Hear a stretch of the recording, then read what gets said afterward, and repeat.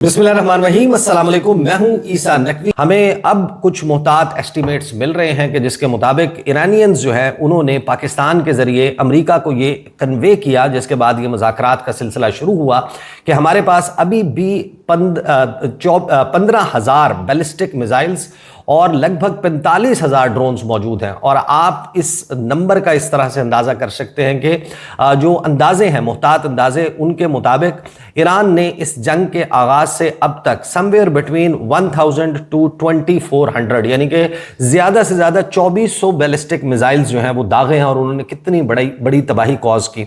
और इसी तरीके से 3700 ड्रोन्स टोटल फायर किए, जिसमें से 2200 इंटरसेप्ट कर लिए गए और 1500 जो है वो जाकर निशाने पे लगे। और अगर ईरान का ये दावा 50% हद तक भी दुरुस्त है, 50% भी दुरुस्त है कि 45,000 उनके पास ड्रोन्स मौजूद हैं, और इंटरसेप्शन रेट देखा जाए जो इस्टेब्लिश किया है ईरान ने, अमेरिका ने और इसराइल ने, कि वो कितने ड्रोन्स को रोकने के काबिल हैं, तो उसमें एक साइजेबल नंबर ऑफ ड्रोन्स अभी भी एक बड़े पैमाने पर तबाही फैला सकता है। लेकिन फिर सवाल ये आता है कि अगर अमेरिका ये जंग जीत रहा था, अगर सब कुछ कंट्रोल में था, अमेरिका जो है वो फौजकशी करके ज़मीनी ऑपरेशन, ग्राउंड ऑपरेशन लॉन्च करके, अपना एम्फीबियस अटैक लॉन्च करके, अपने 82nd एयरबॉर्न डिवीजन से पैराट्रूपर्स को ईरान में लैंड करवा के वहां पर C-130 तैयारों के जरिए जो है वो ईरान में पहुंचकर अगर बड़े पैमाने पर तबाही फैला सकता था, तो फिर ये क्यों नहीं किया गया? और ये वो सवाल है कि जिसके ऊपर आपको मालूम है कि अगर ये इतनी अहम जो है वो पोजीशन में और इतनी सुपीरियर पोजीशन में अमेरिका मौजूद होता, तो फिर जो चेंज हुआ, एक बहुत बड़ी तब्दीली आई, जिसमें अब हमें पता चल रहा है कि 21 मार्च से डोनाल्ड ट्रंप जो है वो मज़ाकरात के पीछे पड़ चुका था कि मज़ाकरात हों। पाकिस्तान इस हवाले से बड़ा कलीदी किरदार अदा कर रहा था, लेकिन 21 मार्च से 2 अप्रैल के दरमियान कुछ ऐसी चीज़ें हो रही थी जिनकी तफसीलात अब सामने आना शुरू हुई हैं, और वो कल्मिनेट होती हैं एक बहुत बड़े और हैरानकुन डिसीजन पे, जिसमें जो अमरीकी आर्मी चीफ हैं, जो चीफ ऑफ स्टाफ हैं अमेरिकन आर्म्ड फोर्सेस के, US आर्मी के, उनको फायर कर दिया जाता है, उनको निकाल दिया जाता है। लेकिन उसके साथ मजीद कुछ जर्नैल जो हैं उनको फारिग किया जाता है। उसके हवाले से जब सवाल हुआ अमरीकी वज़ीर जंग पीट हेगसेथ से, उन्होंने ब्रीफिंग में जवाब देने से किस तरीके से गुरेज किया वो सुने। फिर हम आते हैं कि जो लोग फायर किए गए हैं, जब उनके पोर्टफोलियो को, उनके प्रोफाइल को जाकर पढ़ते हैं, तो फिर आपको अंदाज़ा होता है कि अमरीकी फ़ौज में एक बहुत बड़ी बगावत हो गई थी। ये सुने ज़रा। How many generals and admirals have you fired? I don't know the exact number, but You don't know the number. It's 8. Can you explain why any of them were fired? Like, just explain why was the Army JAG fired? Why did you fire him? they all serve at the pleasure of the president. I think No, I'm just asking you why. General Kane is a great example. I'm just asking of a you leader why. that we And need you at probably this- learned at Princeton what why means. Why did you fire him?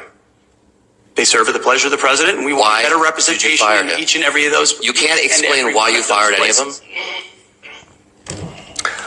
Gentleman's time's expired.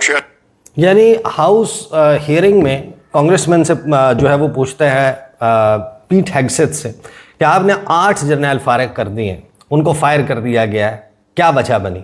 उन्होंने कहा पीट Hegseth ने कि they serve at the pleasure of the president, कि वो सदर की मर्जी है कि वो जिसको निकालें, जिसको रखें। लेकिन इस सवाल के जवाब को डिलिबरेटली जो है अवॉइड किया गया। अब एक जनरल के ऊपर तो बात हो रही है कि उसको फायर किया गया, लेकिन जब आप तफसील निकालते हैं, और वो तफसील फिर सामने रखी कुछ इंतहाई अहम खबर रसा इदारों ने, और फिर उसके ऊपर तबसरा किया, ख़ास तौर पर जो मार्क हर्टलिंग हैं, US लेफ्टिनेंट जनरल रहे हैं, उन्होंने तबसरा किया। वो तबसरा मैं आपको पूरा नहीं सुनवाऊंगा, मैं उसका सिर्फ इनिशियल जो अंग्रेज़ी में उन्होंने कुछ बोला है चंद सेकंड के लिए सुनवाऊंगा। उसका मेरे पास तर्जुमा मौजूद है। उस तर्जुमे में कुछ ऐसे लीड्स मौजूद हैं, कुछ ऐसे इंकशाफात मौजूद हैं कि जिनके ऊपर कोई भी बंदा जाकर सर्च करे तो उसको मालूम होगा कि अमेरिका जो है वो किस सूरत हाल से दो चार हो गया था, और वो भी उस मौके पर जब जंग अपनी इंतहा पर पहुंची हुई थी। मार्क हर्टलिंग ने जो कहा वो ज़रा सुनिए। Ken, though, can I shift a little bit and comment more on the retirement of General George? Yeah, go ahead. I'd like to do that because General George, as the Chief of Staff of the Air Force, is well loved by soldiers across the board. He's created a culture that's very good within the U.S. Army. But he's not the only one that was reported in that statement by the New York Times when over yesterday. It's not only General Randy George, Chief of Staff of the Air Force, it's also General Dave Hodney, a 4-star general, one of the few that are in the Army, who's in charge of Army Futures Command. And here's one that hit personally for me, which I don't know how to connect the dots on this, but the third officer mentioned was Major General Bill Green. Bill Green is the chief of chaplains in the Army. And what that means is he oversees all the moral capabilities of the chaplains in the force. And I know Bill Green. He was one of my chaplains when I was a brigade commander, and he is one of the finest officers and ministers in the Army. And that's why he was chosen as the chief. अच्छा, इसको मैं यहाँ रोक लेता हूँ. आप ये ज़हन में रखें कि दुनिया में कोई भी मुल्क है, उसकी फ़ौज है, वो जाहिर है कि सिर्फ एक मज़हब से ताल्लुक़ नहीं रखते. अमेरिकी फ़ौज जो है उसमें मेजॉरिटी क्रिश्चियंस की है. लगभग 70% लोग उन्होंने अपना जो रिलीजन डिक्लेयर किया है वो क्रिश्चियनिटी है, ईसाईयत है. और उसके बाद उसमें जूस मौजूद हैं, उसमें मुसलमान मौजूद हैं, उसमें हिंदू मौजूद हैं, उसमें दुनिया के दीगर मज़ाहिब और कौमियतों से ताल्लुक़ रखने वाले लोग मौजूद हैं.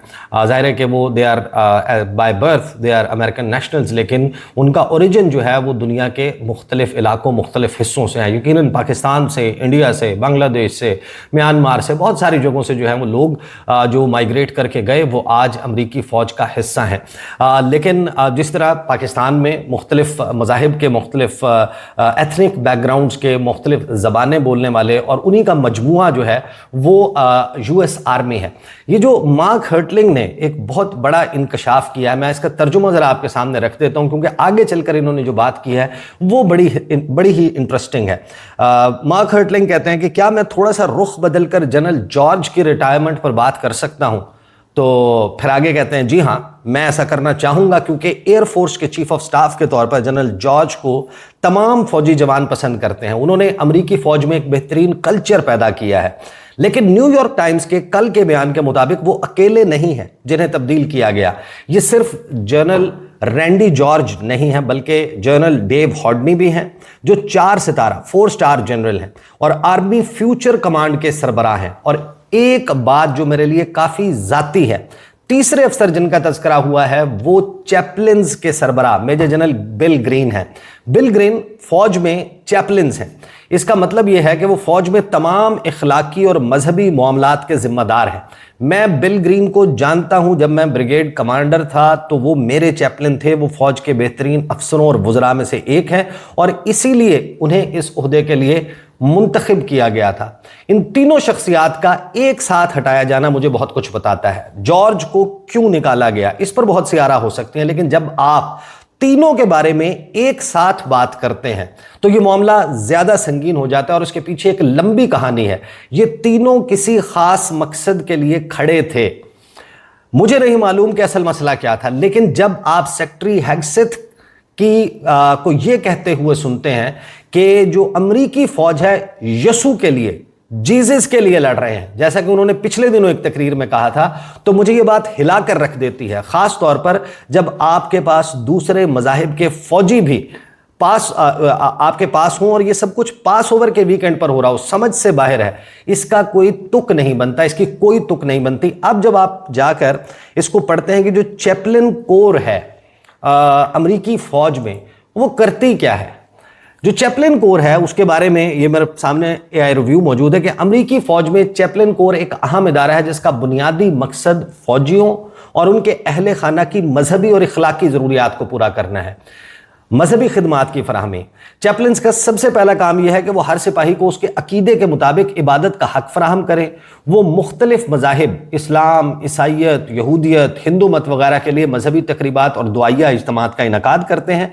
अगर किसी खास अकीदे का चैपलिन मौजूद ना हो तो वो इस बात को यकीनी बनाते हैं कि उस मजहब के फौजी को अपने तरीके से इबादत करने की सहूलत मिले.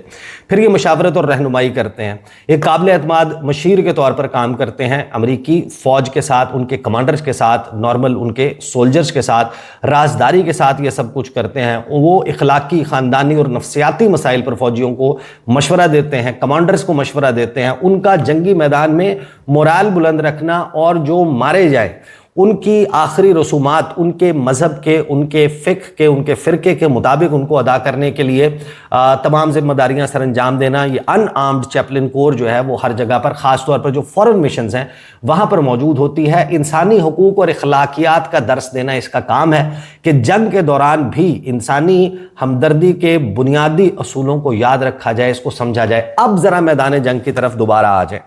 امریکہ نے ایک فوج جو جنگ شروع کی، اس کے اوپر سب سے بڑا سوال یہ تھا کہ یہ اسرائیل کی جنگ ہے، یہ صہیونیت کی جنگ ہے، یہ یہودیوں کی جنگ ہے، یا پھر یہ امریکہ کی اپنی جنگ ہے.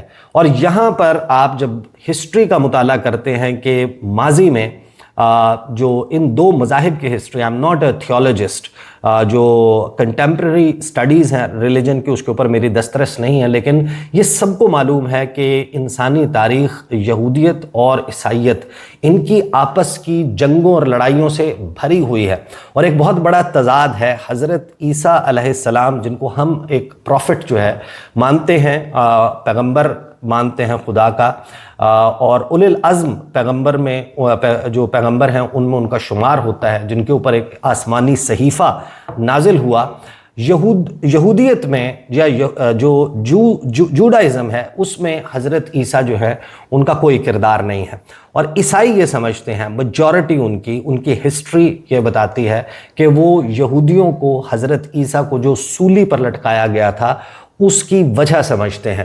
اور جو مسیح کا کانسیپٹ ہے جوڈائزم میں، جو یہودیت ہے اس میں حضرت عیسیٰ کو وہ مسیح نہیں مانتے، اور یہ سمجھتے ہیں کہ وہ فیک تھے. ان کے حوالے سے بہت ہی سٹیریوٹیپیکل ان کی جو ہے وہ سوچ اور تعلیمات موجود ہے، اور اسی بنیاد پر لڑائیاں ہوتی رہیں. اور جو کرسچینٹی ہے اس میں یہودیوں کو، کیونکہ اس وقت تو اسلام نہیں تھا، جو حضرت عیسیٰ کو سولی پہ چڑھایا گیا، جو حضرت عیسیٰ جن واقعات سے اپنی زندگی میں گزرے، اس کا ذمہ دار وہ یہودیوں کو سمجھتے ہیں. اور اس کی بنیاد کے اوپر ان کی آپس میں لڑائیاں رہی ہیں. اور اب جو لڑائی ہو رہی ہے اس میں کچھ امریکی فوجیوں نے یہ انکشاف کیا کہ ہمیں یہ کہا گیا کہ یہ مقدس جنگ ہے، اور اس جنگ کو لڑنا، ایران کو ڈیسیمیٹ کرنا، تباہ و برباد کرنا اس لیے ضروری ہے کہ اس سے ٹریگر ہوگا جو مسیح ہے اس کی آمد. اور یہ جو ڈیفینیشن کی تبدیلی ہے کہ جہاں پر عیسائیوں کے لیے مسیح کا کانسیپٹ اور ہے اور یہودیوں کے لیے اور ہے کہ جس نے آ کر تھرڈ ٹیمپل تعمیر کرنا ہے فرام نائل ٹو یوفرٹیز، یعنی کہ نیل کے کنارے سے فرات کے کنارے تک گریٹر اسرائیل جو ہے وہ قائم کرنا ہے. اور یہاں پر آپ کو معلوم ہوتا ہے کہ امریکی فوج وہ کس طریقے سے اس کو چیٹ کیا گیا.